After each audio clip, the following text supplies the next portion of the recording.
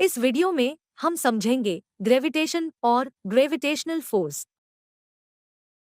जैसा कि हम जानते हैं, मून हमारी अर्थ के अराउंड रिवॉल्व करता है और हमारी अर्थ सन के अराउंड रिवॉल्व करती है।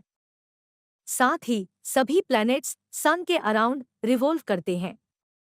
क्या आपने कभी सोचा है कि ये सब कैसे होता है?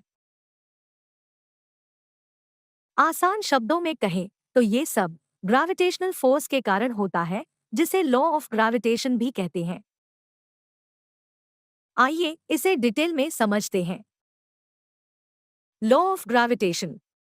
According to this law, every body in the universe attract another body in the universe. इस लॉ के अकॉर्डिंग यूनिवर्स में हर एक बॉडी किसी दूसरी बॉडी को अट्रैक्ट करती है। साथ ही किसी भी दो बॉडीज के बीच लगने वाला फोर्स उन दोनों बॉडी मास के प्रोडक्ट के प्रोपोर्शनल होता है और उनके बीच के डिस्टेंस के इन्वर्सली प्रोपोर्शनल होता है। इक्वेशन में m1 बॉडी A और m2 बॉडी B का मास है। इस इक्वेशन को सिंप्लीफाई करने पर हमें कांस्टेंट मिलता है, जिसे हम यूनिवर्सल ग्रेविटेशनल कांस्टेंट कहते हैं। इस कांस्टेंट को G से डिनोट करते हैं। इस लॉ को यूनिवर्सल लॉ ऑफ ग्रेविटेशन के नाम से भी जाना जाता है और इस फोर्स को ग्रेविटेशनल फोर्स कहा जाता है। आइए इस लॉ को एक सिंपल एग्जाम्पल से समझते हैं। मान लीजिए कि एक बॉल को ऊपर की ओर फेंका जाता है। ये बॉल एक सर्टेन हाइट पर पहुंचता है, फिर नीचे गिरने लगता है। ऐसा इसलिए होता है क्योंकि अर्थ और बॉल के बीच ग्रेविटेशनल फोर्स लगता है। एनिमेशन में हम देखते हैं कि बॉल का साइज अर्थ के कंपैरिजन में बहुत स्मॉल होता है, जिससे अर्थ का ग्रेविटेशनल फोर्स बॉल को अपनी तरफ अट्रैक्ट करता है।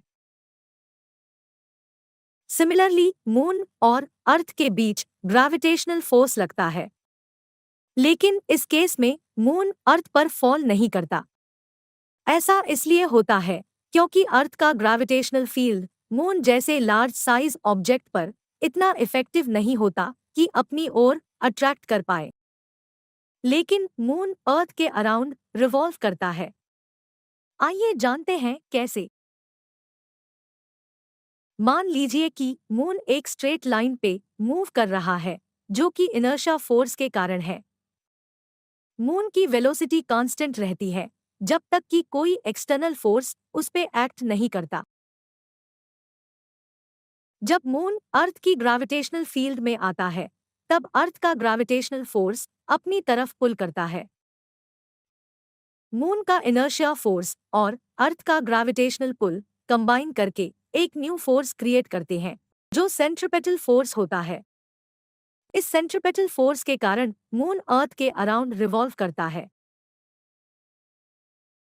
और यही फिनोमिनन बाकी सभी प्लैनेट्स और सन के बिटवीन होता है। Thanks for watching. अगर आपको हमारा ये वीडियो अच्छा लगा तो ऐसे ही और वीडियो देखने के लिए चैनल को सब्सक्राइब करें, वीडियो को शेयर और लाइक करें। तो मिलते हैं नेक्स्ट वीडियो में।